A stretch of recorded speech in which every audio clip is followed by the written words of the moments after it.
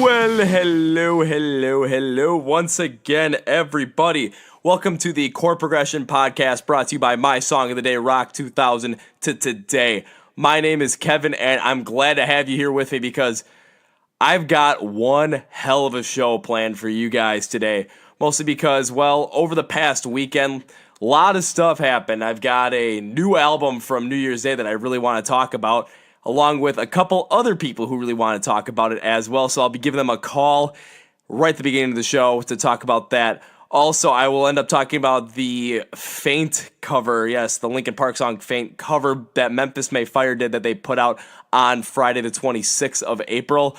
So I'm interested in hearing that. And then I went to a couple of concerts this week, and I saw Motionless and White and Atreyu play along with Rise Against his first ever Ghost Note Symphonies concert. So I can't wait to dive into that as well. But before we get into anything, I do the shameless plug section of this because, yeah, this is my passion project. This is what I want to be doing with the rest of my life. I want to be just creating this whole entire rock community where everyone's just free to talk about the kind of rock music that they like. If you like it, hell yeah. If you don't like it, well, whatever.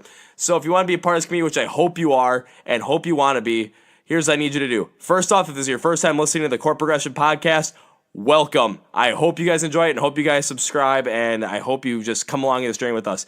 If you've listened before, welcome back. I love you guys. Also, if you're not following us on Facebook, because we kind of run a lot of stuff through there, Twitter is where I primarily talk to a lot of people, and Instagram where we run a lot of the business off of because, well, that's where we ask you guys questions. We do our live streams, IGTV channel sessions. We just do it all. Go subscribe and follow all of those. Links in the description below. We are on YouTube as well, where on Wednesday, May 1st, the full-on album review of Unbreakable by New Year's Day will be out there, and you guys are going to want to watch that. It's My Song of the Day, Rock 2000 Day. Go subscribe to that channel right now. In the description is, well, the link. Also, the most important thing here is the Amazon Alexa skill. So if you have an Amazon Alexa and you're not subscribed to the My Song of the Day, Rock 2000 to today Alexa skill, what in the blue hell are you doing? Here's what you got to do. You can say, hey, Alexa, enable Rock 2000 A My Song of the Day Alexa skill, and she'll do it for you. Or the link is in the description of the podcast, and you can just click on that, and it will let you enable it from your phone, basically. Then you got to say is, hey, Alexa, play my song of the day. She'll give you like a 5-second intro recorded by yours truly, and then you'll get the song of the day through and through in its entirety. No bullshit. Once it's over, you want to listen to it again, just say, hey, Alexa, play my song of the day, and boom, it'll play again. And then you can play it as many times as you want. It's a great way to get going during the day, great way to, wind down your day or get through the middle of it, actually. Or if you were trying to find new bands, feel nostalgic about ones you used to love, and just kind of feel all around great rock music. It's a great way to go. And then the next day, brand new song every single time. So go subscribe to that right now. My Song of the Day, Rock 2000 to today. Alrighty, that's enough for shameless freaking plugs. My God, I went off on that one. Alrighty, so first things first. Let's talk about New Year's Day and their Unbreakable album. Came out Friday, April 26th, and I asked a lot of people what they thought of it. I've been talking a lot about it on our IGTV channel, not our IGTV, on our live streams, Instagram live streams that happen every single Wednesday. We've been talking about it a good amount, and now it is finally out, and people have listened to it for the pretty much a couple of days now, I think 3 or 4 maybe, but we got a lot of takes on it. And first off, we got to call some people on this one. So, first caller, let's see what we can get going. Hopefully I got to turn this. I have to turn my phone volume up. Make sure it's right. Yep, it's right. So the first person we're going to call is friend of the show, friend of the podcast, friend of it all. We're going to call Evie. We're going to get her in on this. Hey, Kevin. Hey, Evie, what's up? Nothing much. How are you? I am witty. You're witty or ready to go? I'm ready to go. Alrighty, should we get the partner in crime in on this one? Oh, yeah. Alrighty. So, partner in crime. I call him the real Satan because that is his, Twitter handle that he always puts in. But his real name is Anthony. And He's my twin. Evie and Anthony are twins because they were born on the exact same day. Now, we had no idea about this before this whole entire thing started, so it's awesome. I'm 3 hours older. Well, and then, I always hold that over his head. 3 hours older, 3 hours wiser, and that's what we called you first. Yes. All right, let's get Anthony on the line. Hopefully he picks up We're going to add him to the call. If he doesn't pick up, I'm going to be pissed. What's up? What's up, buddy? How you doing? Fine, how are you? Doing all right. Evie's already on the call, so everything should be ship-shape. Okay.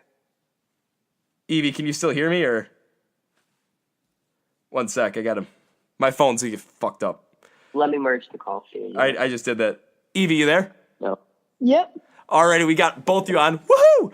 Alrighty, so Evie and Anthony are probably my two top followers, friends for this whole entire journey, and I'm absolutely floored by it. So both of you, welcome to the podcast, and enough of the bullshit. Let's just get started, because the reason I wanted you guys on here was for the Unbreakable album by New Year's Day. So let's just jump right into it. I want to start with you, Anthony, because you've been sending me a lot of the stuff about the album and then what you were thinking about the album going into, well, basically on album release day. So what'd you think of it? What'd you like? What'd you dislike? Let's just start talking about it, man.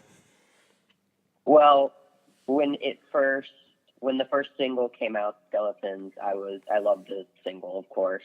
I love the song Skeletons. But then by the second single, Shut Up, I was a bit more skeptical, because at first I didn't really like it very much. It was kind of poppy, and it was a bit I didn't like it very much. And Come For Me, I liked it. By the time Come For Me came out, I liked it. I liked Shut Up. It had grown on me. And I was very excited at that point. But I was still kind of skeptical because, but I am extremely happy with how it came out. I actually really love the album now. All right, that's an interesting take, because you kind of really just went into the singles. What'd you think about the songs that weren't the singles? So not Skeletons, not Shut Up, and not Come For Me. My favorite is probably Poltergeist. It's also Between My Monsters. I mean, I like pretty much every song on the album. There's not a single song I can complain about. Like, they all are pretty solid in every way. The instrumentals are good. The lyrics are good. I have no complaints for the album, really, and that says a lot, because I find things to complain about very easily.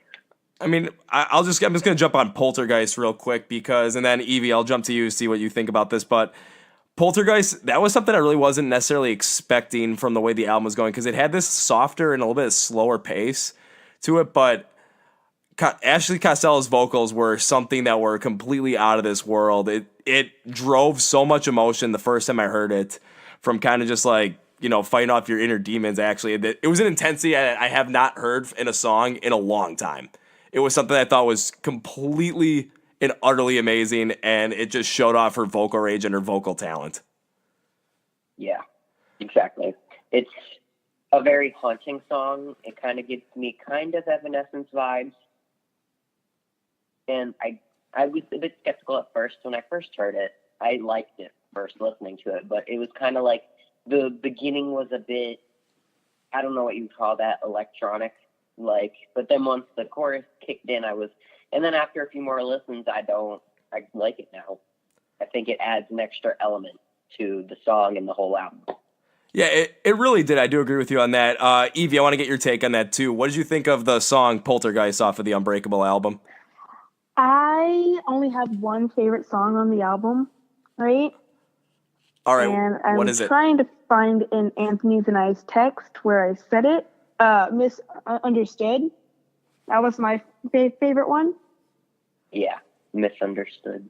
Really? My cat says hi. My cat's here with me. Well, hello, Evie's cat. But I'm curious, why'd you like Misunderstood? Why was that your favorite one? I felt like that one was the one that you could just turn on at any point in time and just jam out no matter what. Like, no matter what's going on, you can always jam out to that one song. See, that one I actually had a little bit of more of an issue with, because while trying to write my review for this album, I think I went through the album 3 or 4 times before actually starting to compile the review. And every time I listened to it, I completely forgot that Misunderstood was on the album. It was a song that never really stuck out to me, and it just kind of just went with the flow and just didn't really have a certain pop like some of the other ones did. Mm-hmm. Yeah, I hear what you're saying, but I like it myself. But I get it. It's probably not my least favorite off the album. I think the singles are my least favorite. I'm not really a big single fan anyway, but it's probably my least favorite after with all of the new ones. Already makes sense. Evie, what else did you think about the album? Did you have a chance to really listen to the whole entire thing through and through like Anthony and I did, or? I've only listened to it completely once because Anthony wouldn't get off my back about listening to it. Good man, good man. He would text me every single day, "Have you listened to it yet?" So I only listened to it once because I was doing stuff. And I really liked the album. It really was different than all the other ones, which I had originally really liked. So it was kind of like a different take on like a more metal sounding side of them than my favorite album, Murder. I mean, I wasn't necessarily sure what to expect with this whole entire album because whenever I listen to albums and whenever I kind of think of a prediction from them, of course I'm going to listen to the singles. So, and the singles, they kind of seem like I wasn't the biggest fan of Skeletons at first, but after listening through the album a couple of times, it actually really started to grow on me. Shut Up, I still think was just there was a point in there where I just could not really get into it. I thought that the instrumentation on it really did not mesh well with the vocals, where the vocals actually had some power behind them, but the instrumentation kind of messed that up. I really did like Come For Me though. That song just hit nicely. Mm-hmm. It's a way to open up the album, I can say. It was. I kind of want to jump to the second half of the album because personally, once we got past the three singles and then Misunderstood and Unbreakable, I thought the album actually kind of really started to pick up. Well, especially for in my mind at least. Yeah, I can agree with you there. I mean, I love Unbreakable and Misunderstood, but I've got to say the second half of the album is just awesome. Mm-hmm. I gotta ask you for your take on this one because this is the one song that throughout the whole entire album, the first time I heard it, I kind of got really into it and I just kept listening to it over and over again, even pretty much the whole entire rest of the day. And then the past couple of days, it was Nocturnal. I freaking love that song. What'd you guys think about it? Mm-hmm. I really, really liked that one too. It's not my favorite, but I really liked it. Yeah, I like it because it gives, and Ash Costello said this herself, it's kind of like a throwback song to their Victim to Villain album. It was kind of like they wanted to stick to their roots sort of thing, so they put a song on there that really sounded more like their older stuff, but still incorporated the newer stuff. Mm-hmm.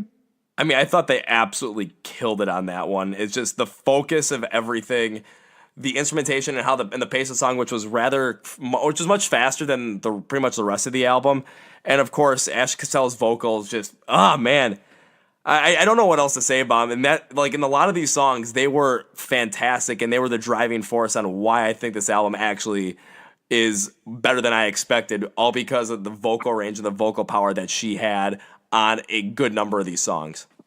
Mm-hmm. Yeah, I really, really liked how much she showed her vocal range in this album more than any other album that I've listened to by them. She was a lot more out there than she has ever, from what I've heard. I mean, when I was going through it, I was listing a couple of songs where I think they really showed off her range and it really took a lot of power behind it. And the four I have listed were Poltergeist, Nocturnal, Come For Me, and actually I had Break My Body on that little list of four as well. It's just, there was a lot of different styles within each of those four, but they all worked so well with each other. Yeah, I really like how they kind of took I can really hear how In This Moment inspired this new album because they kind of incorporated the electronics in with the heavy, and that's kind of what In This Moment did back with Black Widow and kind of with Blood, but I'm getting more Black Widow vibes with this whole thing, and I like how it's like they have a lot of metal influence here, and they didn't just they could have gone straight for a pop album, sold millions, easy, but they didn't. They stuck with metal, and I've got to appreciate that.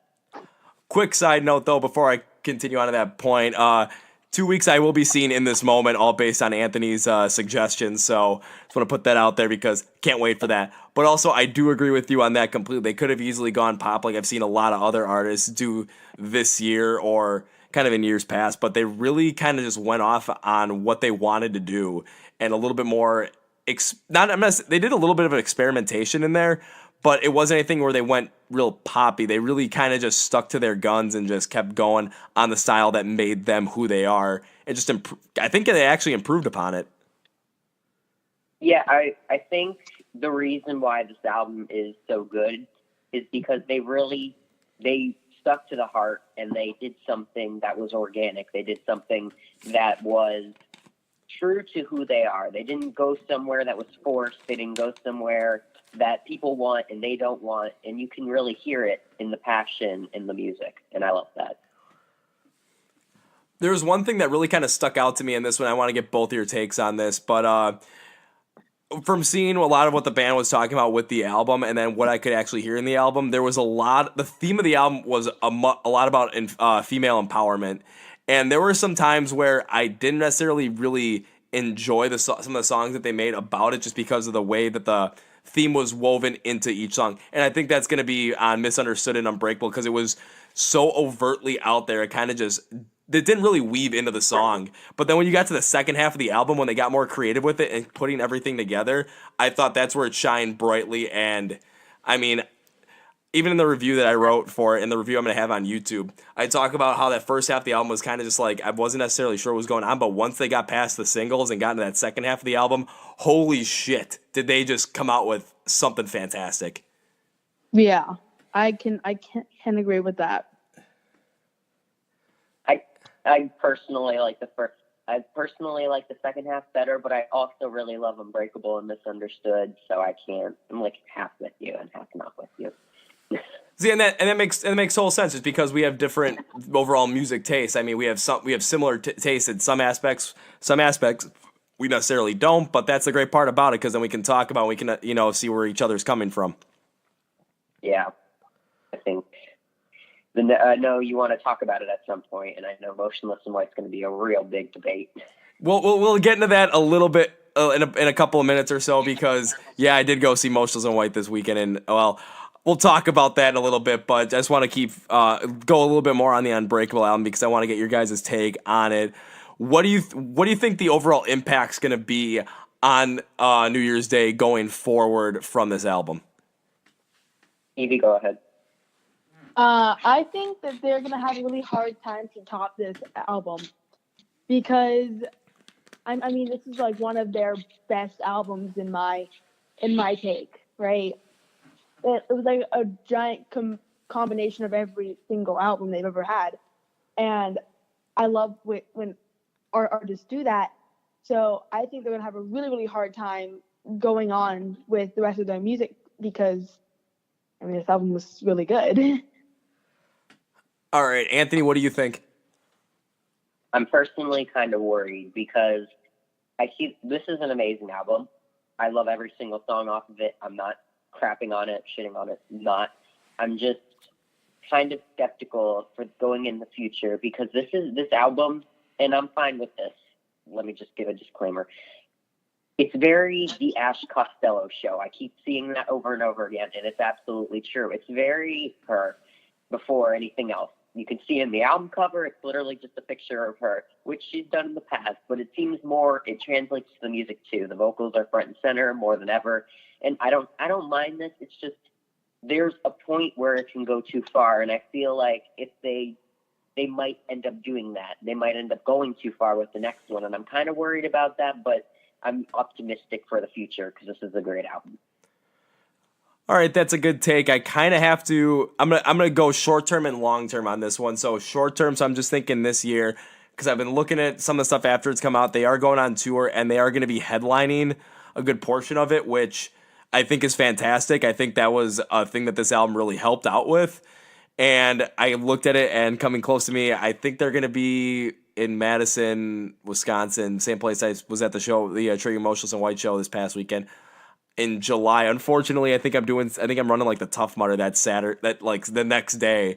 So I might go check it out and then try and just, tough it out, but we'll see what happens. I think short term, again, where I was going off with that is the overall, they're going to be headlining a tour. And I think that's amazing. But long term, Anthony, I do have to agree with you where if you've been I have been kind of looking at it through not as closely as you guys have had in the past, because I didn't really necessarily know the band up until I started this whole entire thing.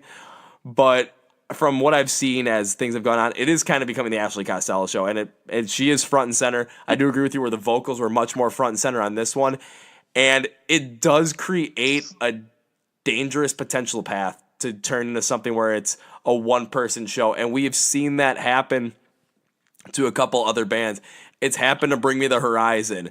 I think the biggest culprit of, one person completely taking over a band and just turning into something of their own show would definitely be Panic at the Disco, which I cannot stand. Well, I can't stand the band anyway. But it has potential to do that, and I'm curious to see what happens. But let's just enjoy the fact that they made a killer album, and I kind of look. One of my buddies actually asked me, he's like, if you had listen to my top 5 albums of the year, and I actually put this one on there at this point. So curious to see what happens. Do you like this album or Get Scared's new album better? Overall, I actually like Get Scared's album a little bit more. Interesting. Okay, are we gonna go into that later? Evie, did you listen to it? I did. Okay, I did. Jeez. Okay, tell me about it a little, Evie. Prove it to me. Let's hear it. Alrighty, then let's get into Get Scared's new album, because that came out last week. I know I talked about it on my podcast the previous week, but I kind of just rambled on by myself. So now I got 2 people to talk about it. Let's hear your guys' thoughts. Any? Okay. I mean, obviously, me and you take very separate stances on which ones are our favorites, because I personally like Goodbye Soul the best and The Dead Days the worst, and you're the exact opposite. Yeah, I was completely opposite on that. Yeah, but I've been with Get Scared since not actually very long. I've been with New Year's Day since like 2011, but I've only been with Get Scared since 2015, around then, 2016. And so I'm starting to like it more, but it's hard to beat Demons, because that's their previous album, and that's like their really heavy album. And of course, I'm going to like the really fucking heavy album. But this one is it's a mixture of everything they've ever done, between their emo-ish album, their rock album, and their metal album. I kind of hear all incorporated in this one, and I've got to say, it's really good for all that mashed together. Yeah, I do have to agree with you on that take, where it's a mash together of all the styles that they've really gone through, and I think they did a great job. And we'll go into the reason why between Goodbye Soul and The Dead Days, but Evie, I want to get your take on the album as full before we jump into that, because you better have listened to it. I did, okay? Jeez. Swear on my cat that I listened to it, okay? Okay, and The Dead Days is not my favorite, okay? Time keeps running. Get wrecked. Yeah. I mean, I really like the album, and this is the only album I've actually listened to by Get Scared. I've only listened to one of their cover songs, and that was they did a cover on one with Motionless and White was also on that album. So you know what? Be quiet. No, yeah, but I really do like the album, and I'm pretty sure they found a new fan, because, I mean, the song was really, really good. Yeah, I think because I put my review on it on YouTube the last week Monday, and I think I gave the album an 8 out of 10, which is, I think, one of the higher ratings. I think it's tied with Strength in Numbers by the Fever 333 this year for highest rating so far. So, but already, Anthony, I gotta go into it with Goodbye Soul. Why was it your favorite song? I just really like the whole melody to the song. It's just a nice flowing song, and I just love it. I'm not good with words. I'm not good with like musical terms and that sort of thing. So it's just the chorus. It's just very. I don't know. It's just. I'm gonna look up a word. Okay. Hey man, it's all right when I was gonna say it's all right when it comes to messing up words. I've had numerous concussions to the point where sometimes words just don't come to me at all, and then it's just whatever.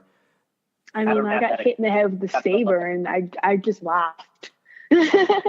Well, I got like 2 concussions in the span of 20 minutes at one point, so that was fun. Jesus Christ, Kevin! That's why you can't be in mosh pits anymore. Oh, we'll get into that later. Okay, well, there's another reason why I like Time Keeps Running. It's just the way it starts out, right, with the first verse. It's like children armed with matches and loaded guns, like that's hits so hard because, I mean, that's what's going on now in the fucked up place we call America. And yeah, keep going. I'm sorry. And I love songs that aren't just all about like a fairy tale land, and I love songs that actually have some truth behind them. That was the part I actually liked about this song, where there was the truth behind it and the vocals. The reason why I kind of shied away from it or especially at the end of the album, was just because for some reason the mix between genres, they kind of had a little bit of metalcore style in there, kind of a little bit of a post-hardcore style in there. When they kind of mix them up, it just seemed like it was off a little bit. It just kind of bugged me. Mm-hmm. Yeah, I can't find any words. Just the chorus is good. There you go. We're just gonna look at that. The chorus. You also can't describe yourself good either. I mean, I'm taking a look at what I had for Goodbye Soul, and I enjoyed how they mix up the pace and the song styles in that one, but it just didn't quite hit the mark in my opinion. However, I did like its place at the end of this album because it did have this like finishing feeling to it, so I thought it was placed perfectly. You know what? I found, okay, it's the harmony. The harmony during the chorus is just those types of just kind of goes with the music. I really love those. It's very big in the gothic metal subgenre. And that's why I love gothic metal so much. It's very harmonic and everything is great and good and great and good. Yeah. Evie, save me. You're on your own, younger twin. I'll say. Oh, and by the way, just for a little education, the reason why this album was released all of a sudden is because the band is currently on hiatus. There was some rumor with the lead singer being on drugs. He said he's not. Other people said he is. I'm not going to get into it because controversy. But they're currently on hiatus, and they made this album like a year ago. And so they just wanted to give it to the fans while they're on hiatus, but they're taking a break from music for a while. Dang, hopefully Tool's the same way. Jesus. I don't think Tool's ever coming out with another album at this point. They're going on tour. Doesn't mean anything. American tour ever. The North American tour that's utter. I don't think they're going to Dallas, I think, and that's it. Tool needs to just go die in a hole somewhere like shit. You don't need, you stop playing people like this. I mean, it takes them like 5 years to release a new album, which is respectable because they're all in different bands. Yeah, but what's it been since the last one, like 13? I think so, yeah. Stupid shit. Wait, no. I don't know. I don't. But I have to agree with my twin because they are just so outdated now. It's been since. Wait, let me check. I'm gonna get the real shit on this. I'm gonna look it up. Oh, okay. So it's been since 2006. It's been more than shit. Told you 13 years. It's been 13 years. That's great. Their albums ain't even that good. It ain't worth 13 years. Okay, let's get off of this. I've had enough. I'm getting triggered. Alrighty, I just want to keep going on the Dead Days just a little bit more, just because, again, Anthony, you said that your least favorite song was the titular song, The Dead Days, which was my favorite. So why did you dislike this song? I'm curious to hear why. it kind of okay. It's grown on me. It's grown on me. The first couple times I listened to it, I hated it, but because the choir that they or not the choir, what the fuck is that? The chanting that they had, we're already that's so cheesy and cringy, and I hate it. But it's grown on me since then, and I don't hate it anymore. It's still my least favorite, but it's just too upbeat and too happy. Fuck you. The end. Okay, Evie, what did you think about the Dead Days, the titular song? See, that was the first song that I had listened to because I put it on shuffle because I was doing something at the time and Anthony wouldn't stop bothering me. So I put it on shuffle and that was the first song that played. I was like, this song's pretty cool. But then I listened to the actual album fully and I'm like, that song's less cool. Man, I'm like in a completely different area than you because when I listened to it, it literally threw me back when I was like early into high school when I was really starting to get into this kind of music, like 2009, 2010. The intro specifically, I couldn't put my finger on it the first time I listened to it, but the second time I listened to it, it reminded me a lot of the song Far From Perfect by Rise Against. So I was hooked into it already. I just loved how the song mixed together. I loved everything about it. I thought it was the best song. The reason why we have a different take on that is because when people started we were in kindergarten. Yeah, we are in early high school right now, so we don't have the nostalgic feel. But yes. I watched the documentary that they had, and the Dead Days was inspired, but like the beginning of it was inspired by I forgot who, but it wasn't Rise Against. It was somebody else. I think it was Rage Against the Machine or a band like that. Oh, I love Rage Against the Machine. So like a Rage Against the Machine, maybe Against Me. It could have fit in there? I don't know. You'll have to watch the documentary. It's a good documentary. You really get the whole 9 yards with the whole thing, and everyone talks about each other, and life is good. Okay. Alrighty, so before we jump into, well, something else we're going to jump into, just because I want to give a final finish on these albums. So both Unbreakable by New Year's Day and The Dead Days by Get Scared. Scale is 0 to 10, 0 being Maroon 5, 10 being, in my opinion, The Suffer and the Witness by Rise Against. What's your rating on the album on a scale of 0 to 10? Who's going first? You. Anthony, go first.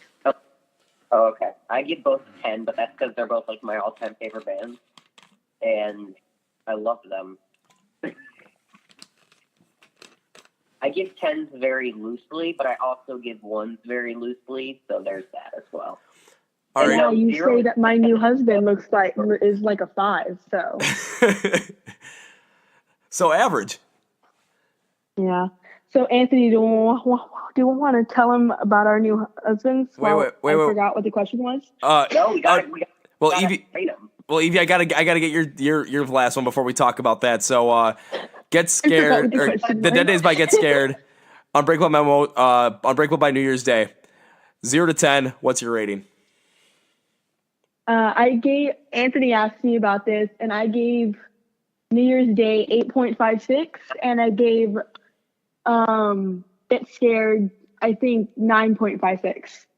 Ooh. That's an extra, and I put the decimals in it. You gave Unbreakable a 9.56, and you gave The Dead Days an 8.56.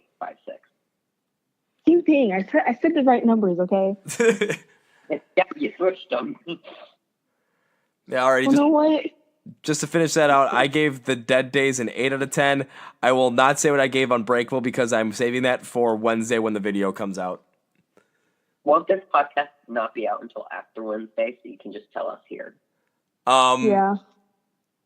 Yeah, well, it's not. Yeah, screw it. I gave Unbreakable a 7.5. Bitch. Okay, sorry.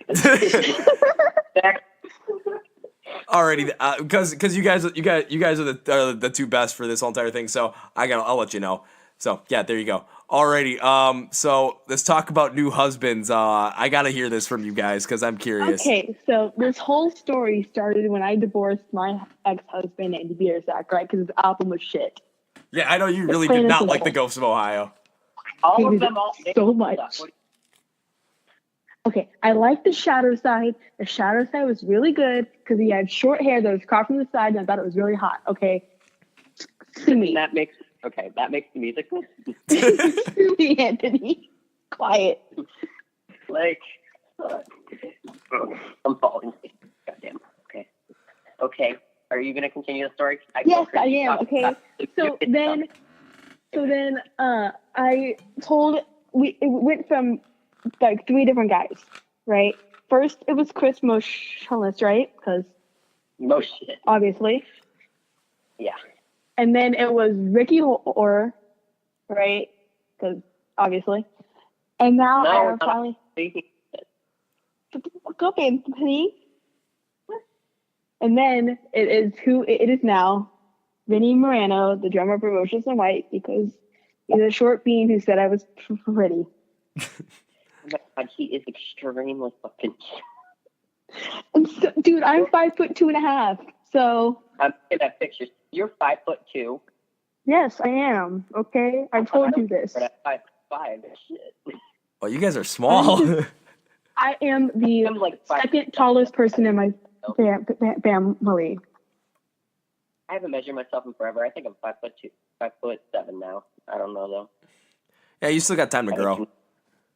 I'm not. I am the second tallest person in my family. So I'm too submissive. I need to be short.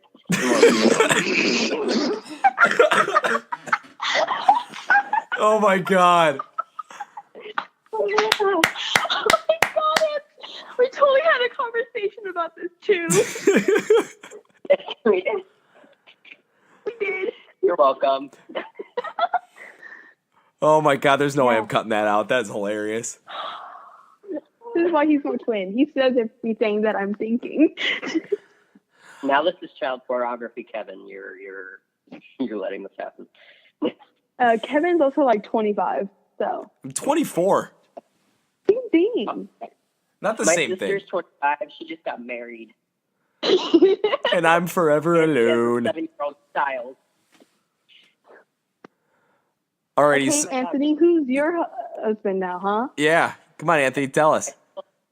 I feel awkward talking about it. Like, yeah. It's a drummer for a different band. I totally forgot his name. Yeah, we both picked like. Wait, no. Okay, we're gonna go through the list then. First, I was married to Amy Lee of Evanescence. Then Simone of Epica. Then, fuck, I forgot. And then you decided no because you're too gay for that. No, there was a third. No, okay. Who the fuck was it though? Oh, Christina Scabbia of Lacuna Coil. And then it was me, obviously. No, not in the million years. Damn. Dale. Ooh, get roasted. It's Brent Heck of fucking, what's it called? I don't even like the band, but Crown the Empire. I don't even like the band, but you know what? The drummer's hot. Hot with 5 T's. Fucking trouble. So hot. It's like a typewriter. No, hot with 5 T's. Okay. Hot. I think that's better. It's like me, but instead of saying hot, you're saying thought. You are a thought. Thank you, Anthony. Alrighty, well, with Evie's husband being the drummer for Motionless in White, you guys want to talk about your thoughts on that, especially because I just got I was at the show 2 days ago in Madison. Yeah, I'm ready to roast a bitch. First of all, Kevin, fuck you for seeing it without me. Or I had an extra ticket.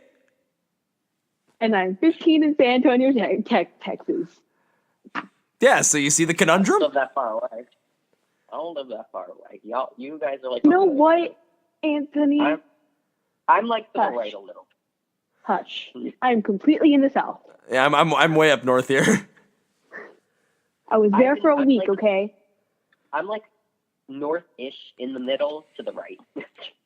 You are in a trash state called New Jersey. Oh.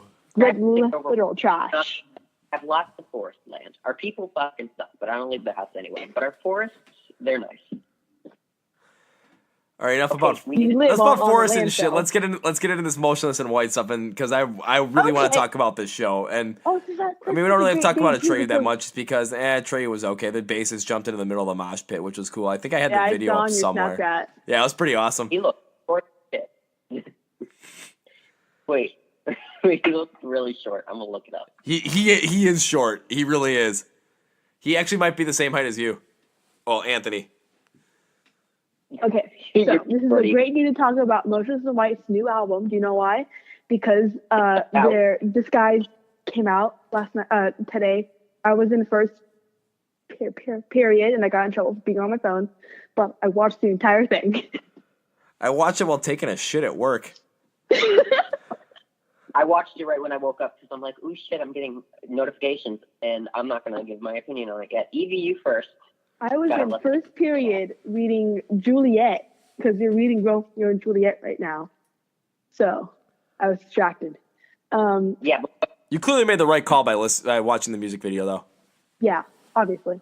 I got, from the video, right, I got serious American Horror Story Season 4 vibes from the addiction demon. Anthony knows what I'm talking about. I sent her a picture of it. It's terrifying. Like that monster thing looked identical to it. I can't. I just can't. It looks like someone who had too much fun with some toilet paper, but okay.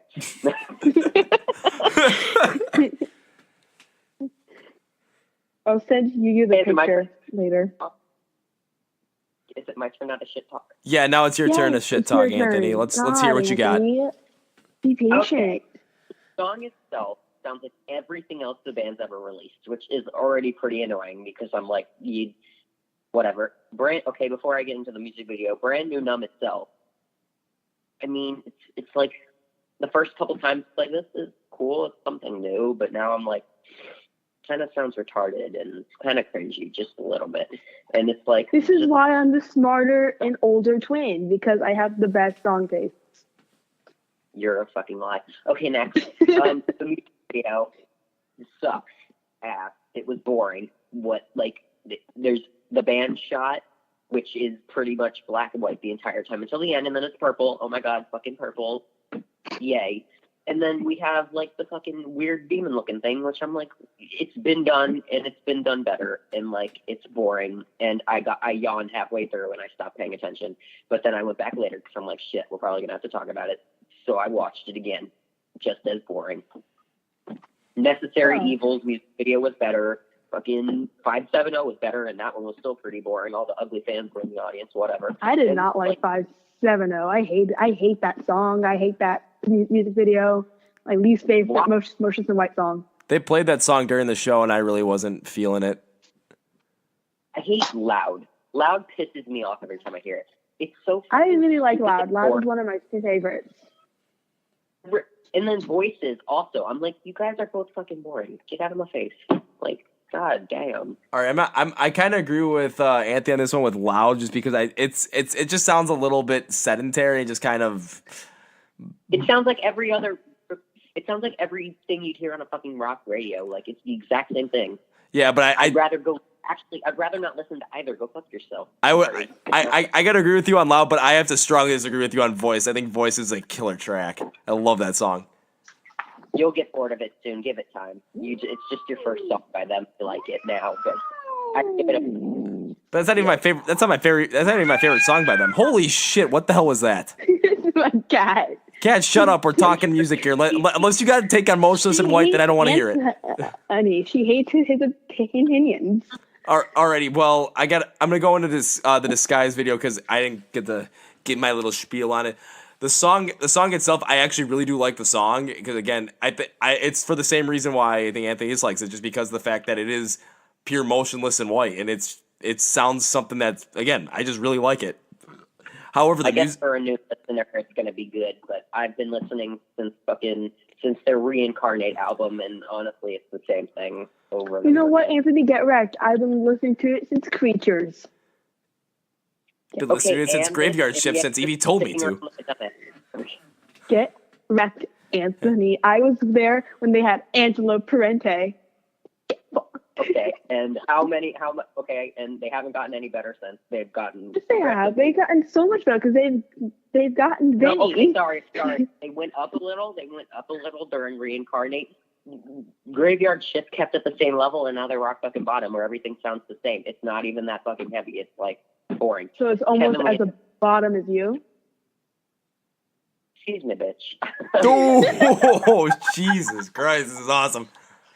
This is how actual siblings fight. That's why it's Actually, no, perfect. I have four of them. Yeah, but overall, like with the disguise video, I didn't think it was the best video. I think probably the best part about it was when I forgot what part it was, but I know Chris was screaming straight in the face of that demon looking creature thing that kind of looked like shit. I can't remember what they were like screaming at each other, and I'm like, what the fuck's the point of this? Can y'all, like, it probably only took them a day to shoot this damn music video. There are like 2 different scenes. That is it. There's the creature thing, and then there's the band scene. That's it. Well, that's like most of their videos, except for America. This is the only other video I can think of that has anything different. Yes, boring. Change it up. Pull in this moment with their amazing fucking music videos. Please, thank you. Bye, bitch. God damn. God, I love my gay twins. All of it. Alrighty, in terms of seeing them live, because I think you both have seen them live, correct? Indeed. I did when I was dying of heat stroke. Alrighty, what did you guys So think? great. What do you guys think of them live? Because that's one thing I really want to talk about. Because again, seeing them for the first time live, and just want to talk about that like really badly. Well, their set was, for me, was only 23 minutes long because it was that Warped Tour, right? And I had a lot of fun, right? I was right up against the barrier. I had so much fun. I waited all day to see them, and I was going to see them no matter what. And I had so much fun just jamming out and being with people that really like the music, and then being that close to Chris and Ricky and Vinny was just. Oh dear fucking Lord! You can't even see him. He's behind a drum kit. You know, quiet. He called me pretty earlier that day. Okay, so be quiet. Oh my God. I will always talk about that. Okay? See, I'm not on this type of level. I am not. I am. I know. I am.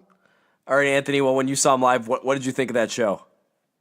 Okay, I saw them live twice. The first time I'm not going to comment on because I was front row and I couldn't hear anything. It was way too loud, and it wasn't a fun time. Everyone was too fucking rowdy. I'm like, can y'all just fucking stop for 5 goddamn seconds so I can get my shit together? But no one stopped. They just kept fucking pushing me, and I got really whatever.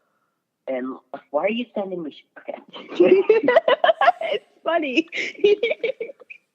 And then, and both times I saw them, they were opening for In This Moment. And then the second time I saw them, I was sitting down far away, and I had a mixed experience. Like, it was fine, but it wasn't everything I was told it was going to be, because I was friends with a lot of Motionless and White fans at the time who had already seen them. And they just weren't. His vocals are always so forced, and they kind of sound whiny at times, and it just annoys me. And the screams are mediocre sometimes. Sometimes they're really good. It depends on the night you see them. The first night, they were not that good. The night that I saw them where I could mostly hear them, they were pretty good, though. So it was like 50-50. All right, it's my turn now, bitches. All right, so when seeing them, they were headlining the show. Atreyu opened up for them, and I did enjoy Atreyu, especially again when the bassist jumped into the middle of the mosh pit. But outside of that, it wasn't anything special. But then when Motionless and White came on, that was something that was completely different. The energy that they brought was absolutely insane. I have to disagree with you, Anthony, when it's come with the screams. His screams were absolutely fantastic throughout the whole entire show. Chris's vocals were fantastic. He didn't miss a beat at all. The band provided so much energy. The fans were just going absolutely nuts. I got thrown in the mosh pit like 7-8 times and actually thrown in there. I think he got punched in the neck twice within the span of 5 seconds. I got rocked a couple of times, but then I accidentally gave some kid a concussion at one point. So feeling pretty good about that. Anthony and I are having a separate conversation, and it's hilarious. You guys have a separate conversation during the conversation? What is this madness? It's teenagers. I know. I'm not surprised by it at all. Shit out of Kevin. Hey, you damn kids in your side conversations. We're shit talking you. Just a heads up. No, we're not. I am He's not. saying "suck my blank," and I'm filling in the in it with emojis. One better be the pizza slice emoji for that then. What the fuck? No, but honestly, overall, when it came to that Motionless White concert, I thought it was absolutely fantastic. I loved it. Much more than Atreyu. Out of the concerts I went to this weekend, I mean, that one was the one that was the most high energy, and that was the one I think I had the most fun at. But I just want to say I liked Motionless and White's concert a lot more than Falling in Reverse's Real Big Dishes, Palais Royales, and where else I saw Warped Tour. I'm trying to think overall because I liked Motionless and White's show over Atreyu's. I liked it over 3 Days Grace's this year. I liked it over Under Oath's and Breaking Benjamin's for sure. I liked it a little. I actually did like it more than I like Skillet's. And then I hate Skillet. You know that. I know, but I saw them, and I'm probably going to see them again when they come to Summerfest. And because there's only 2 bands I really want to see when that Summerfest comes, it's Skillet and then August Burns Red. And then the one show I can't necessarily put in that conglomerate that I saw last night in Chicago was Rise Against because they played the Ghost Note Symphonies at the Chicago Theater, so it was all acoustic. Oh, nice. That's nice. That was something that was out of this world. It was something that you completely did not expect, but holy shit. It was Also, I mentioned a completely different show. earlier, but we were talking about how Ash Costello is going to take over the band, right? Yeah. And you say Panic, and I thought Falling in Reverse immediately. Because tell me one other person in that band besides that ass. I can't tell you I can't tell you anyone in that band, to be honest. I can, and that's Rodney. He's an asshole. The only other person I know that's going to be in the band for this like up tour that they're on right now is the drummer for Black Veil Brides. That's about it. CC and Corey Taylor are touring with him right now, and so is Ash. Oh yeah. That's right. And they came to San Antonio, and I couldn't go. I had practice. You should have skipped practice. Oh, we got kicked off the team. We gotten kicked off the team for going to a show. For skipping practice. Yeah. Yeah. Welcome to high school. Oh, I thought that was that bad. What was that, Anthony? Corn. I saw Skillet with Corn and Stone Sour, and they weren't that bad. I have seen Corn multiple times. Skill just brings a lot of energy too. I think that's one of the biggest reasons why I actually like their shows. Is the energy was there, but like the fan base, it was a interesting fan base. Who are we talking Motionless? Skillet. Oh, Skillet? I don't know. They were opening, and they were like one of like 10 openers. So who fucking knows who their fans were? No one seemed to be into it. Well, I'll get a better. I'll get a much better. better. Back a whole lot of memories from 6th grade that I.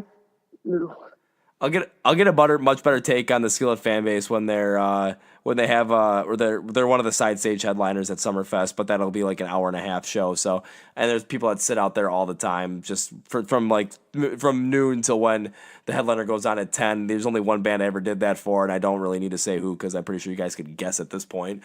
But I'm gonna get a good taste of what their fan base actually is when it comes out there because when I saw. Because when I saw them when they opened up for Breaking Benjamin, it was like half and half between Breaking Benjamin and Skillet, so I didn't necessarily get a full vibe of what the full-on Skillet fans were, but I kind of got a taste of it, and it was something that was a little bit different. Wait. Did you understand my text? Kevin. He doesn't know that all these emojis that he's using exist, and he's very excited about all of them. He's excited about emojis? Yes, he is very excited about emojis. Wondering why the fuck you have angels, you nerd. Well, so what else can we talk about? Grandmaster Evan? So if you guys got anything else you want to talk about, otherwise there's stuff that I was going to go off on by myself just because I don't think you guys really want to talk about Rise Against with me because I'll just go off like... How Kevin is not gay enough for astrology. God, I should have made a T-shirt just You off should based off make of a that. t-shirt. That should be your merch. Beginning merch. You're not gay enough for astrology. Yes. Only one person who goes to your live streams is. And he's my twin. You were talking about it the other day. What the fuck's your point? That you're the only gay one here. You were the one talking about it, though. You brought it up. Well, I mean, I don't know. There might be another person on the live stream that shows up. I mean, now we're up to like consistently like instead of like 2 or 3 people, we're up to like 7 or 8. Yeah, but a lot of people just sit there randomly and don't talk, and I'm like, okay, hi. There's that one guy that I think is Logan something. He keeps shit posting all the time. I kind of have some fun with it, but but again, it's fun to have a little bit of a breakup in there, just kind of like just some random shit here and there, but not all the time. And then we have the asshole who Anthony got so triggered. Yeah, that was live streams. that was kind of on me because I kind of just kept pushing the button. I kind of just I keep giving him straight fucking facts, and he's over here. No, that's not true. Fuck you, bitch. Unass bitch. Yeah. But that's what the live stream's supposed to be for. It's just like, well, whatever happens, happens. And if Anthony's gonna end up roasting some guy, then yeah, go for it. And I fully support you. That would happen anyway, even if you didn't give us permission. I'd be doing that shit anyway. Well, we should talk about Epica. Because they're No, epic we should stuff. not talk about Epica. They're way better than any band we've mentioned tonight. What about Evanescence? I mentioned Rise Against a couple of times, so I think we got you there. Fuck you. Okay, if we're There's all one band that we can all hate on. One Kevin, band. did you listen to the song? No, I haven't had a chance yet. It's been a wild and wacky couple of days for me. It's been like a fucking. You guys are always like, I'm so busy, and I'm like, I've been busy too. I have had to switch rooms, which has been a fucking handful because I'm stuck alone, moving all of the furniture, all of the 100-pound furniture on my own because my parents don't feel like helping, and so I have time to listen to shit. All right, I've been trying to beat Mortal Kombat 11. I've been going to a couple of cons. I've been having to travel for them. I've been working on all this stuff on top of that, so working a full-time job, and also I'm working on moving next weekend. So I've got to pack all this shit up together. In your car, turn off the Rise Against for fucking. I'm pretty sure it's like a 3-minute song. Turn off Rise Against for 3 goddamn minutes and listen to fucking shit. But that's 2 minutes and 59 seconds too many for me to not be listening to Rise Against. It's like 3 minutes. It's like 3 minutes 20 seconds. Get your shit together. Okay, 3 minutes and 19 seconds. 20. No, but guys, let's all come together and hate on my ex-husband. We need to talk about Epica. We need to trash talk my ex-husband. Why trash talk someone who's no. I'll say He's a cantaloupe. Every time he opens his mouth. He's a cantaloupe. And trash comes flowing out. There's no need for me to say anything. What are you talking about? That's why I was. Wait, are you talking about Brandon Erie? No, we're talking about my ex-husband, Andy Biersack. But it all Andy fits. Ballsack. But it all fits for Andy or Brandon Urie too. So. Oh yeah, true.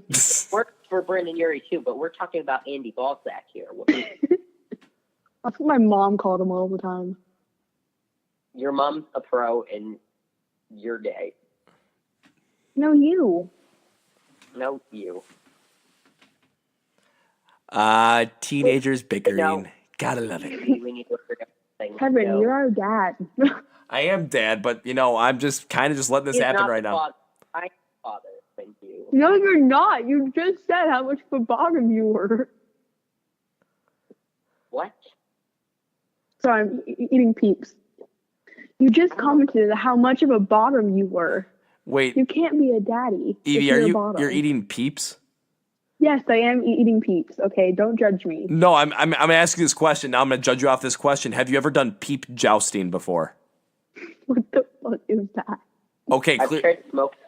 I was like, clearly that's a no. What that is you put 2 peeps in a microwave, and you put no. toothpicks in each of them, facing each other, and then you turn the microphone for like a minute, and then you just let the peeps blow up, and whichever one pops first loses. I'm gonna like burn down my house. It was the best way to destroy a microwave my freshman year of college. Jesus Christ. Oh my. Why weren't you getting drunk and high with everyone else in college? Makes no sense to me. I was doing. I did that our freshman year. Dude, Well, Anthony, we did year. that. I did that when I was drunk. Oh, okay, yeah. It was one of my better drunk ideas too. Better ones? I want to hear the worst ones. Shoot. Existing. No. Big oof. There was pooping in the bush. Let me think of what else there was. There was we played football in our dorm room hallway with a moldy loaf of bread. What the fuck? Y'all are. And I decided to we only got one play in because we decided to do the kickoff, and I actually kicked it and the thing just exploded. I had one that tops all of y'all's. I got back together with my ex. You did what? You did what I now? got back together with my ex-boyfriend when I was drunk one time. That's pretty bad. Oh yeah, he was an ass. What ex was that? One that I have really bad memories with. I mean, that's not. Okay. This has gone far off from music. Yeah. What I'm hearing. Oh yeah. Oh yeah, Every live stream. We were very focused on music for the majority of this, and like the last 5 minutes, we kind of just went off on a tangent. Yeah. We should talk about Epica. You should not do it. I listen to one of their songs for 30 seconds, and I'm like, ew, this is trash. Get out of my ear holes. Already. Because you told me on multiple different occasions, and you told Kevin that you were listening to Epica. So 3 times. You're full of shit. You are too gay to function. Just in my categories. Just a giant piece of shit. Thank you. Thank you. Thought. Well, I mean, I'll end the segment with you guys with Epica because Anthony, I know you really want to talk about it, and I'm trying to figure out how much time we've already gone through. I'm almost on an hour with you guys. 58 minutes. 57 and 21 seconds. I've got 58, 25, 26. Yeah, because I called Edie first. Ah, yeah. So you've been talking brawl for 57 minutes. Yeah. Alrighty, so we'll go. So we'll go on to Epica, and then I'll let you guys go on your merry ways for the night. But when I didn't even know of Epica before, Anthony, before you even mentioned them to me, and then I know you sent me the I think you said it was your favorite song, the Ascension Dream State Armageddon song.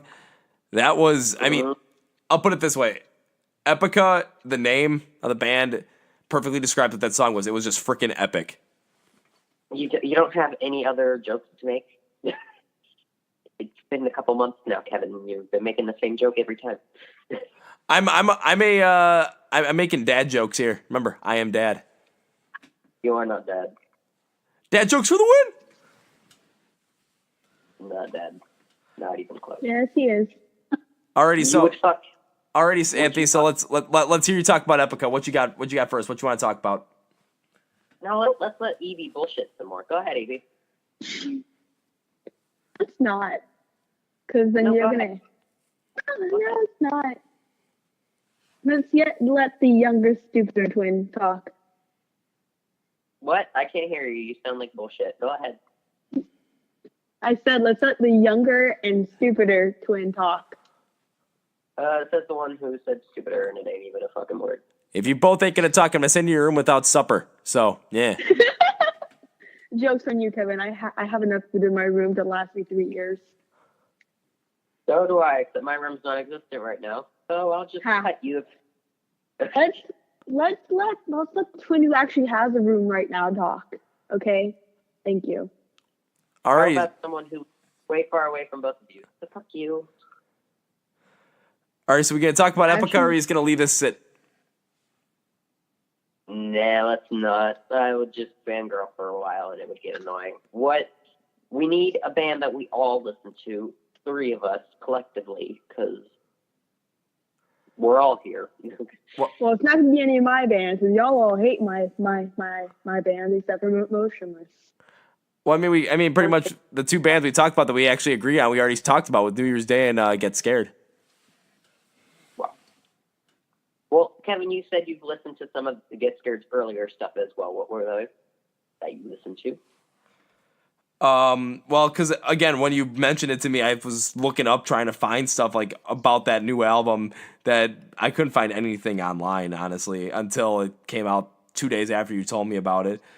But I was listening to some of their stuff. So I was listening to Sarcasm, Don't You Dare Forget the Sun, My Nightmare. I was listening to that stuff, and I was actually really enjoying it. I'm not gonna lie. I was really surprised that I had not heard of this band before you even mentioned it to me. Oh yeah, and Don't You Dare Forget the Sun.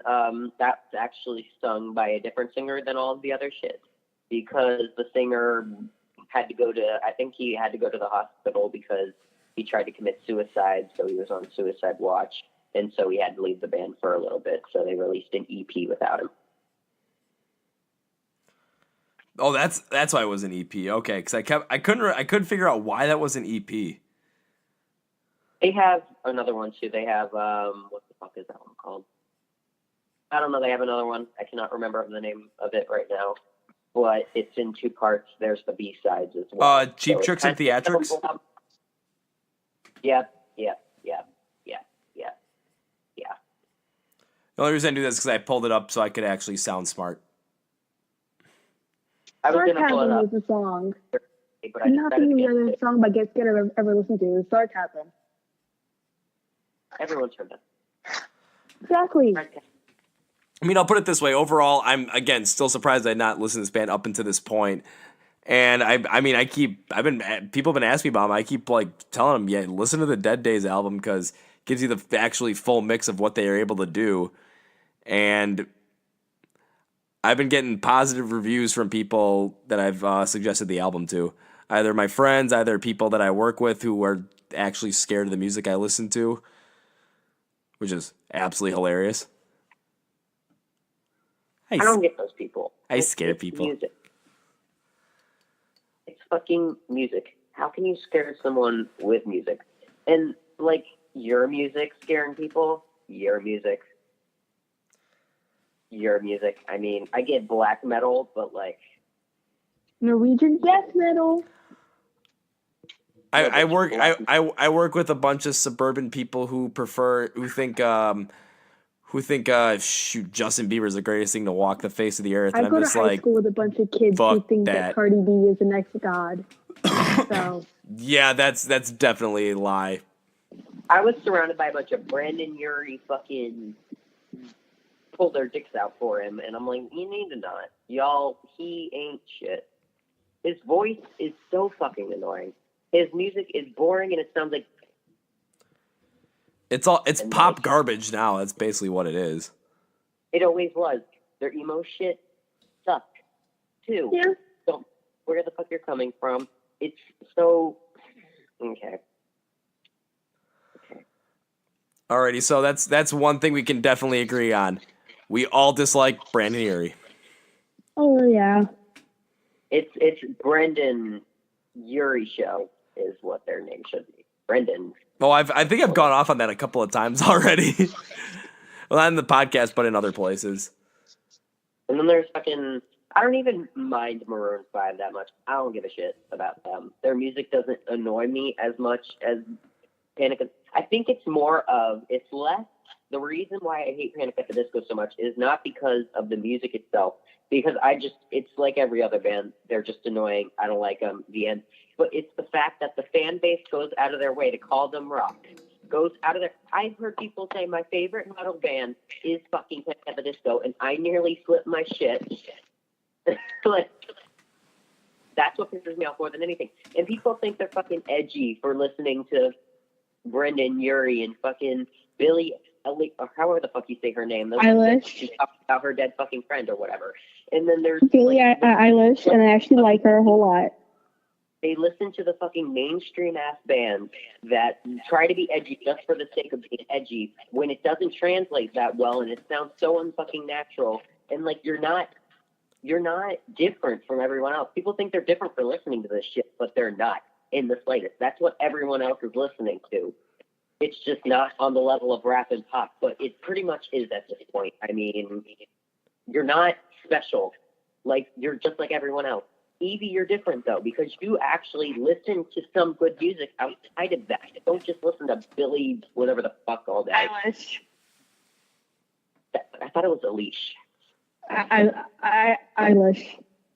Like, they think that they're, like, the shit for listening to it, but you ain't. You're just a person with that fucking taste. You also forgot all the kids with like Little Pump and 6ix9ine and Cardi B and all those You're like weirdo guys. level. That was very, very broken up right there. Yeah, Evie, you said it all broken up and whatnot. Well, you forgot about all the guys, people who listen to like Tekashi 6ix9ine, Cardi B, Little Pump, all of Well, no, because that's a whole nother. I'm talking more about the people who claim to be a part of like the metal industry or the rock industry because they listen to that type of stuff. No, you're not. You're just like everyone else. You think you're special, but you fucking ain't. But then I hear it like with whatever the dude 69 or whatever. Yeah, he kind of goes in with that too, kind of blends in there. And what's his name that fucking died? Lil Peep, I think.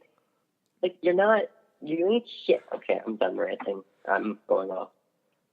All right, well, basically, we'll put it this way. We all like metal.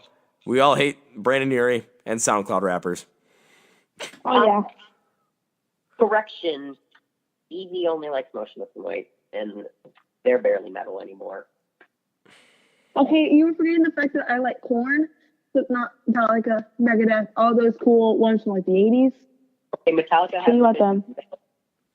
hasn't been metal in years. Slipknot's the most beginner metal you can ever listen to. Korn is new metal, which is pretty much its own little fucking thing because it's a mixture.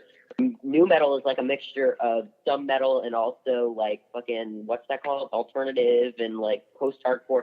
That's what new metal is. So like, thank you. We'll go with that correction, and guys, I'm gonna end up letting you split on this one because we've been talking for a little bit over an hour, and I know I got to wrap this podcast up at some point. So I want to say to both of you, thank you for being on the podcast. I'm absolutely happy that you guys are a part of this and could be on. Anthony, I'll have you on when the Flesh God Apocalypse album comes out. Sound good? Yeah. Yep. All right. Thank you both for stopping by and let me call you. It was a great conversation. Again, thank you both. No problem. See you guys. Bye. Alrighty, so that was definitely my conversation with Anthony and Evie, and I gotta say, I was actually happy with that one because holy crap, we got into a lot of stuff. Those are my two favorite followers, favorite fans and friends actually, because they're the ones that really kind of just follow my stuff, and they're twins. They're twins. Alrighty, so I only want to talk about a couple other things because we went into the 2 of the 4 things I really want to talk about today. We went into the New Year's Day album Unbreakable way at the beginning, and we went into the Motionless and White show, which I was freaking happy because I was just moshing all over the place. It was great.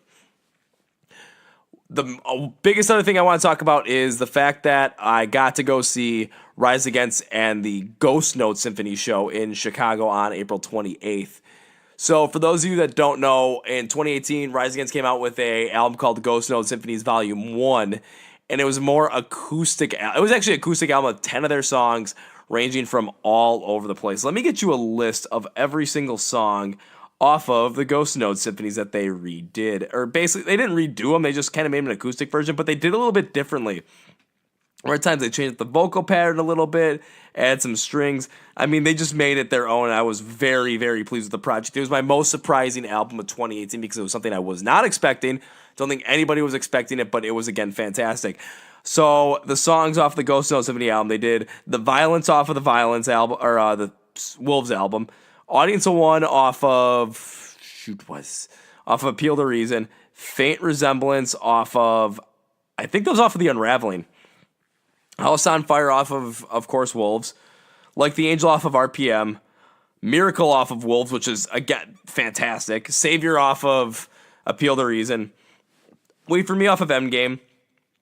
Far From Perfect off of Wolves, and Voices Off Camera from RPM. Now, what I loved about a lot of these songs was they changed them up so much. They were so hauntingly beautiful. Voices Off Camera is that way. Savior is that way. Miracle is more of just a straight acoustic set. The violence they really change up as well. They kind of make it more faint and more dramatic in a sense, more like melodramatic, I should say. I like what they did with Faint Resemblance with the ukulele. I love the way they did a lot of this. And during the show, because this was their first actual like full acoustic performance, they played the Chicago Theater, which was absolutely insane for a punk rock band to play at the Chicago Theater. You couldn't believe it. They played, I think, like 16 or 17 songs. They played some covers of other songs, and they actually ended the show with Prayer of the Refugee acoustic. Absolutely ridiculous.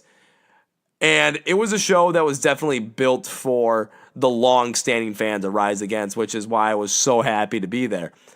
I mean, the show was sold out, and there was a lot of interaction between Tim and the crowd. I mean, Tim was talking to the crowd pretty much the whole entire time. It was like play like two songs and talk to the crowd, see what would happen. And the set was just insane. If you take a look at our Instagram page, I've got like 3 videos up there. I've got one from, I want to say, the audience of one of the Violins. I've got definitely one from Savior and one from Miracle as well. But they're only doing like 4 or 5 shows for this. One was in Chicago. I think they're doing like 2 in Denver, or maybe 1 in Denver. They're doing like 1 or 2 in Denver, and then 2 out in California. And when I saw it come on, I'm like, I have to go. It was just calm. You sit down, you listen to the music. It was hauntingly beautiful. The set was just, gave you that vibe as well. And at one point, Tim asked how many people did not know that this was an acoustic set. And there was like 100 people maybe that actually raised their hand out of a couple of thousand. And I mean, Tim was laughing, calling out everybody who didn't raise their hand, like, you guys knew this was not an acoustic. You guys knew this was an acoustic set, and you still showed up. Excuse me. I just thought that was something fantastic. It was something that was definitely for those long-standing fans like myself. And, I mean, they played every single song off of Volume 1 of the Ghost Note Symphonies. Tim played every single acoustic song that they've made. So I think that first they played Hero of War, then they did People Live Here. They did Roadside, which was amazing. And they also did Swing Life Away. And it was what they added to it with the string trio. Jeez. It was one of the more amazing shows I've actually been to, just because of it was completely different. It was hard to describe. It's not something I'm used to, because again, I'm used to going to shows like Rise Against, where, you know, you're jumping in the mosh pit and it's just a lot of high energy, like Motionless in White, which I saw the day beforehand. When I saw Skillet and Underoath and lost my shoes for 10 minutes in the mosh pit. I'm trying to think of some other, Hollywood Undead. Like I Disturbed, 3 Days of Grace. I'm used to that kind of stuff. I'm used to that kind of energy. But this Ghost Note Symphonies thing was just something that was completely out of this world. If you guys are listening to this, and if you have a chance to go to see the Ghost Note Symphonies shows, I highly suggest you do.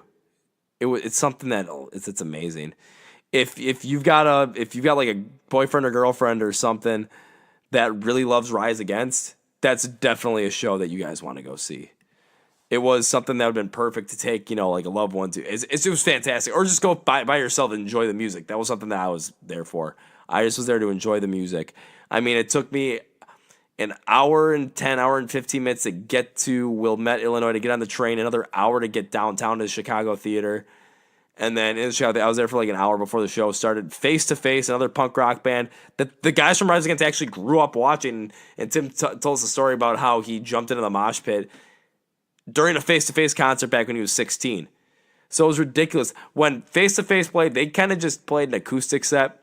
But when Rise Against the Ghost Note Symphonies, they did something completely different, where they kind of, again, like I said, they changed up a little bit of the songs here and there, changed up the vocal pattern, changed up the just kind of like the way the instrumentation sounded, added the strings to give it a different emotion.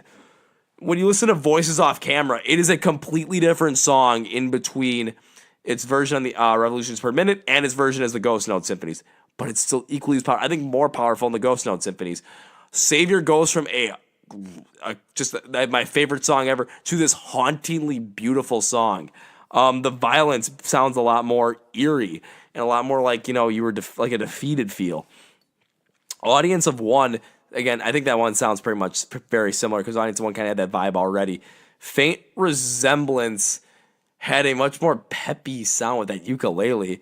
House on Fire, again, just kind of more of a calmer tone and kind of more of a somber tone than what it originally has, but I think it got the message across a little bit better as a Ghost Note Symphonies. Like the Angel was, it was a little more haunting, but I do like the original one a lot more. Miracle was, I believe, much more of a straight acoustic style, and I think it's the most underrated song of Rise Against All Time, their version off of Wolves, so I gotta give that one. Wait for Me, it gives it a completely different feel. Again, Wait for Me initially, off of Endgame, sounds a lot harder, but it has an intro that'd be perfect for an acoustic sound. And what they did with Wait for Me, it sounds like it's in just this hauntingly, I don't know how to describe it. It's just haunting. And Far From Perfect is much more of I like Far From Perfect off of Wolves a lot better. But man, Ghost Note Symphonies, if you guys got a chance to go see them play live this week or next weekend or something, give it a shot, please. You will not regret it. Last thing I want to talk about was last Friday, I saw something scroll across my good old Spotify as an ad. Memphis May Fire did a cover of Faint by Linkin Park. I did not want to listen to it in the slice because I'm like, you can't beat Linkin Park on Faint.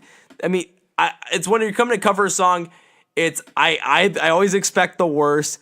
But, you get a diamond in the rough or you get a gem like Disturbed doing the Sound of Silence. So I listened to Faint. I'm like, I hope it's not too bad. I was getting nervous. And what did I get off of it? The way they did the instrumentation in it, the melodies, the tempo, harmony, everything. I thought they did a great job for a cover and everything that's non-vocal. They did a nice job. They made it sound a little bit different to be more their own, but I thought they did a good job on there. When they got into more of the Mike Shinoda part of it, the rap part of it, I thought, they kind of just tried to match it. They came close, but not too close. The biggest key to this song, especially with Faint, is how are Chester Bennington's screams in the chorus and in the breakdown going to go? And that's where I had to listen. I'm like, okay, I got to see what Matty Mullins is going to pull out here. When it came down to it, I'm going to be completely honest with Matty Mullins here. If he, for some reason, listens. Matty, I was nowhere near impressed with your vocals on the chorus. I mean, it's hard to beat Chester Bennington by itself, but I think you kind of did a little bit of a disservice because you didn't. I don't think you tried to. I think you tried to force a little bit of a raspiness to it, which it just made it sound like a copycat thing. However, the cover of the breakdown vocals by Chester Bennington, Maddie, I thought you were pretty spot on with those. I thought you did a really good job with those. So overall, Memphis May Fire cover of Faint, it's a decent cover. There are parts that are left to be desired, but that's really hard to do because the parts that are left to be desired are parts that are based off of Chester Bennington, who is a freaking legend. Very unique voice, and you're just not going to hear it anywhere else. Alrighty, well, shoot, you guys are probably getting mad at me or something because I've been going on and on and on about this stuff all freaking night. Well, day, night, whatever. I mean, we're getting close to a pretty, not dull time, but late time. So this is one of our longer podcasts. If you listen the whole way through, I want to give you a huge thank you because it means a lot to me that you listen to the whole entire thing. Big shout outs to Evie. Big shout outs to Anthony because they are two of the top fans, and I love that they were on the show today. Yeah. So if you want, we talked about a lot of great stuff. We talked a lot about New Year's Day, Motionless in White. I got into Rise Against, talked a little bit about Memphis May Fire, not too much, a little bit tidbit at the end. So I really did enjoy this conversation. This is something I really want to have more of. I want to have more of these types of conversations where I can actually talk to people, especially from people from Instagram because they are the best. So yeah, that is going to be it for me. And you're probably thinking, finally. Well, I hope you enjoyed the show because I enjoy making these. I really do. So let's just end it with this. I want to thank Evie and Anthony for being on the show. I want to give a huge shout out to Rise Against because that Ghost Note Symphonies tour was freaking amazing. Love going to see Motionless in White and Atreyu, much more Motionless in White though. And New Year's Day came out with one hell of an album. Alrighty, that's going to be it. This is Kevin from the Chord Progression Podcast, brought to you by My Song of the Day Rock 2000 today. You guys know I end everything like this. YouTube videos, Instagram videos, IGTV videos, Instagram live streams. I'm not throwing my hat, but I'll say, see y'all!